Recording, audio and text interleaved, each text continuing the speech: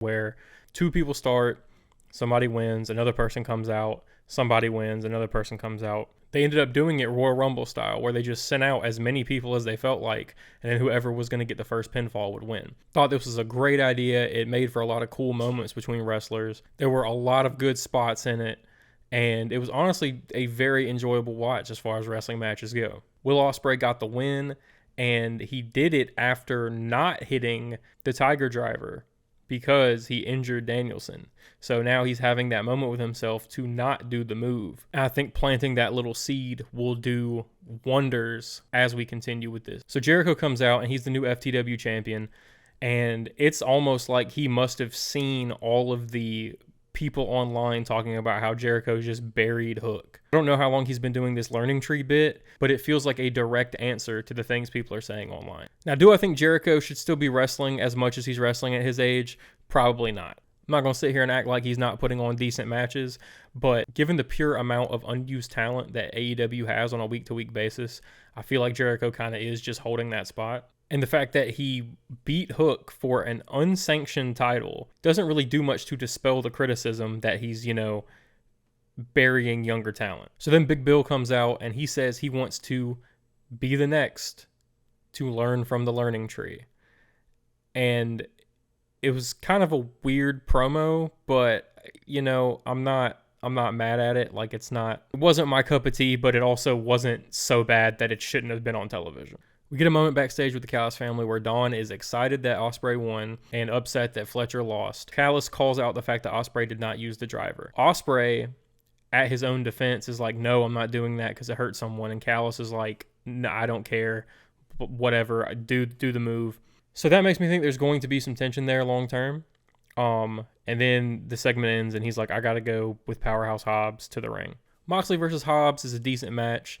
It's not the greatest thing I've ever seen, but it's a good enough main event for a weekly television. One other weird thing I found was that your company's champion is the second segment of the show, while you have Moxley in the main event of the show defending another company's belt. And I get that it's the IWGP Championship, but if you're going to make another company's belt your main event, even for a weekly TV show, it should probably truly be the main event if it means that much.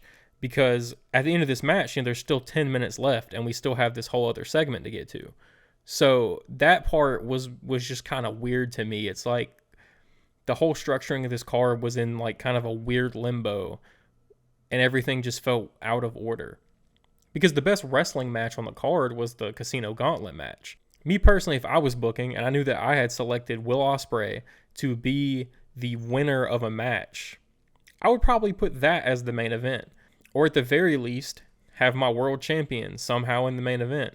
But instead, we're about to get to this Young Bucks, Tony Khan, Jack Perry segment. So Jack Perry comes out. He says that some of the times he's had at Daly's place in Jacksonville have been the best of his life. That gets a crowd pop. Tony comes out. Jack Perry extends his hand. He wants to come back to AEW. He wants this. He wants that. They shake hands. Jack Perry gives the camera this look that something's about to go down.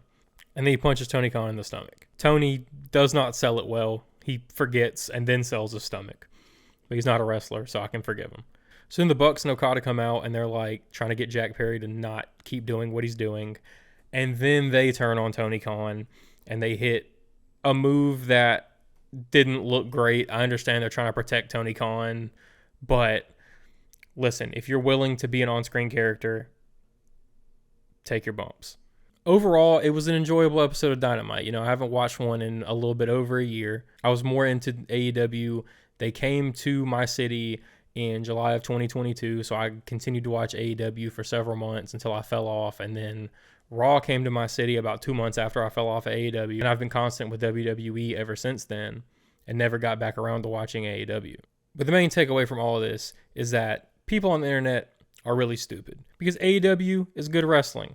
WWE is good wrestling. TNA is good wrestling. There's no shortage of good wrestling to be watched, and it doesn't make sense to me to argue about what is better than the other one. Each are going to have their strong points, and each are going to have their weak points. WWE is bound to hit a slump after what Triple H will not let us forget is the biggest WrestleMania of all time, because they just paid off a bunch of stories, so now they have to create new ones. AEW just needs to find themselves again. They need to focus on booking strong characters and strong story arcs and matches that are meaningful, not just something to fill time so that you're world champions on TV. But what do I know? I'm just a guy on the internet. These are my 2 cents. If I'm wrong, feel free to tell me in the comments. Like I said, I haven't watched in over a year, so I'm 100% prepared to be wrong. But if you enjoyed this video, leave a like, subscribe to Lunch Break Wrestling for more wrestling content, and we'll see you in the next one.